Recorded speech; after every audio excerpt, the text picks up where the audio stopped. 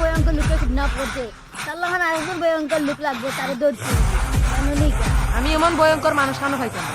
জানো ভাই তাই জানো না এই সিন্ধেকে জগতের বাদশা যার নাম উঠলে যার জগৎ কাঁপে তার কাছে যাইতে কেন খানো তখন যেন নাম কি? আমি এক জায়গা তখন সঙ্গে বহুত বড় বড় নেতার সম্মত নিয়ে যাইতে চলো ভাই আগে আমার এখানে চলো